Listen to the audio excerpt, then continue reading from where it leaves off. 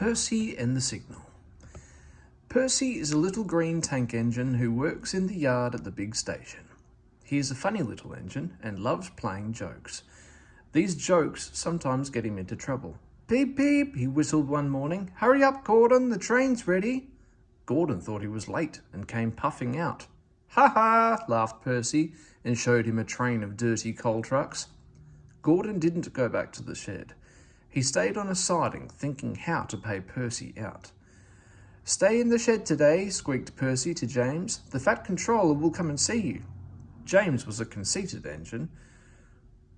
"Ah," he thought, "the Fat Controller knows I'm a fine engine, ready for anything. He wants me to pull a special train." So James stayed where he was, and nothing his driver and fireman could do would make him move. But the Fat Controller never came, and the other engines grumbled dreadfully.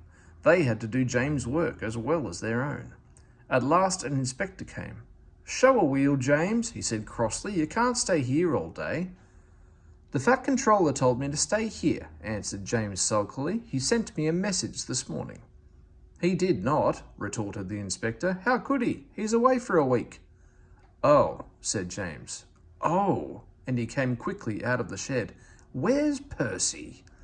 Percy had wisely disappeared.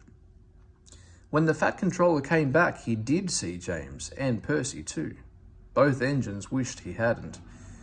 James and Gordon wanted to pay Percy out, but Percy kept out of their way. One morning, however, he was so excited that he forgot to be careful. "I say, you engines," he bubbled, "I'm to take some trucks to Thomas's Junction. The Fat Controller chose me specially. He must know I'm a really useful engine."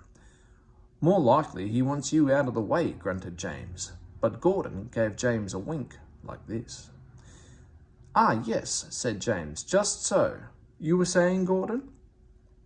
"James and I were just speaking about signals at the junction. We can't be too careful about signals, but then I needn't say that to a really useful engine like you, Percy." Percy felt flattered. "Of course not," he said. "We had spoken of backing signals," put in James. "They need extra special care, you know. Would you like me to explain?" "No, thank you, James," said Percy airily. "I know all about signals," and he bustled off importantly.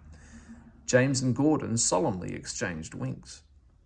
Percy was a little worried as he set out.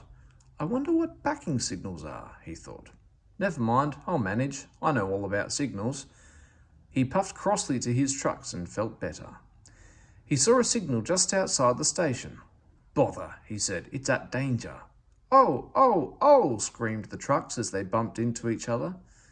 Presently the signal moved to show line clear. Its arm moved up instead of down. Percy had never seen that sort of signal before. He was surprised.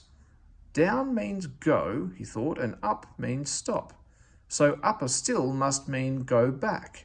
I know, it's one of those backing signals. How clever of me to find that out. "Come on, Percy," said his driver. "Off we go." But Percy wouldn't go forward, and his driver had to let him back in order to start at all. "I am clever," thought Percy. "Even my driver doesn't know about backing signals." And he started so suddenly that the trucks screamed again. "Whoa, Percy," called his driver. "Stop, you're going the wrong way." "But it's a backing signal," Percy protested, and told him about Gordon and James. The driver laughed and explained about signals that point up. "Oh dear," said Percy. "Let's start quickly before they come and see us." But he was too late. Gordon swept by with the express and saw everything. The big engines talked about signals that night.